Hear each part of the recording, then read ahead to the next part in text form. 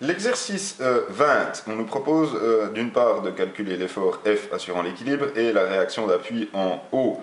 Je vous propose de prendre le schéma comme tel à la verticale, car si on a un système d'axe, ça nous permettra d'avoir X et Y et les forces dans le même plan. Si vous le mettez comme ça, vous auriez des réactions d'appui dans ce sens-là, dans le sens vertical donc, et des forces dans le sens horizontal. Nous serions en 3 dimensions. Pour l'instant, nous ne maîtrisons pas ce genre de schéma. Le disque, son centre et les quelques forces qu'on nous propose. F1, F2, F3, F4, F5. Je vous propose de mettre F comme tel. Vous verrez bel et bien pourquoi plus tard.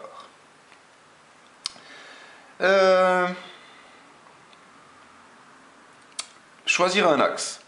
L'axe, on le met au centre et je vous propose le classique X, Y. Maintenant, nous avons encore les réactions. La réaction que je vais mettre ici, RO, Y, et cette réaction ici, RO, X. Voilà pour un système complet. Si on doit calculer l'équilibre, on a 3 inconnus, F, RO, et ROY. On pourrait passer par la somme des forces en X, la somme des forces en Y, pour déterminer ce qu'on veut. Mais je ne le souhaite pas à l'heure actuelle, car on peut faire plus malin.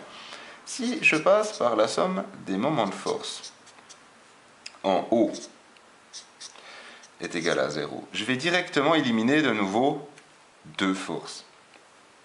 J'aurai plus qu'une seule inconnue qui me permettra de directement avoir le résultat de F.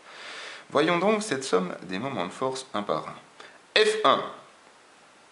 F1, la force est sa droite d'action, si vous voulez, elle passe par l'axe. Donc du coup, elle n'aura pas de moment de force. Ça sera pareil pour F4. F4, sa droite d'action passe par l'axe. On a déjà bien vu que si vous pressez sur un axe, on n'a pas de moment de force. Donc il nous reste la force F2, la force F3, la force F5, si je ne m'abuse, et ainsi que notre force F. F2 ferait tourner dans le sens des axes, F3 aussi, F5 aussi. Il n'y aurait que F pour compenser le mouvement inverse. Donc on sait déjà que F ce sera bien comme ça et que ce ne sera pas F'. Il faut bien compenser pour rester dans la statique, vu que F4 et F1 n'ont aucun effet. Voilà pourquoi je dessine F dans ce sens-là. F2 en négatif fois.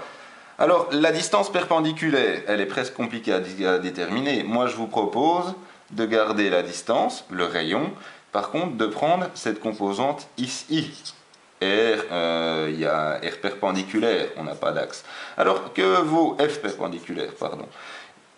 Vu qu'on est à 45 degrés, on peut prendre le sinus ou le cosinus comme vous voulez. Dans ce cas-là, si on prend 45 ici, ça sera l'adjacent, ça sera le cosinus. Mais c'est pareil. Donc, si je vous le prenais dans l'opposé, je mettais en sinus comme dans le corrigé. Mais c'est pas grave. Donc, je peux mettre F fois 45, cos, fois R. D'accord ? Ensuite, F3, par contre, la distance, c'est bel et bien juste le rayon. Donc, moins F3 fois le rayon. F5, c'est moins F5 fois le rayon. Je vais dessiner ça un peu plus clairement. Et il nous reste F, qui elle est positif, plus F fois le rayon. Le tout est égal à 0. Avec ça, vous trouvez F égale 520,7 newtons, comme dans le corrigé. Voilà pour cette première partie. Calculer les réactions d'appui en haut et donc en haut. ROX et ROY. Cette fois-ci, il faut bel et bien passer par la somme des forces en X et la somme des forces en Y. L'avantage, c'est qu'on connaît de toute façon, cette fois-ci, notre force F. Ça ne va plus nous poser problème. Donc, la somme des forces, c'était pour le point A, pour le point B, la somme des forces en X est égale à 0. En X, on a F1 en positif, plus F2 en positif, plus F3 en positif, moins la composante F4X, celle-ci, F4X, d'accord, et moins la composante, plus, pardon, la composante Fx est égale à 0. À partir de là, il faut encore rajouter maintenant ce qu'on cherche, forcément, plus, excusez-moi, je vais le noter, plus la composante ROX est égale à 0. Continuons.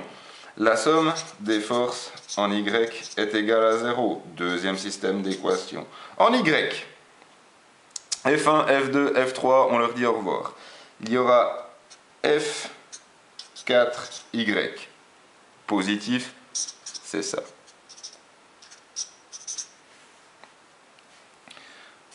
Plus F5. Moins cette composante FY plus ROY est égal à 0. À partir de là, nous avons deux équations, deux inconnues. Je vous laisse vous référer au corrigé pour l'application numérique.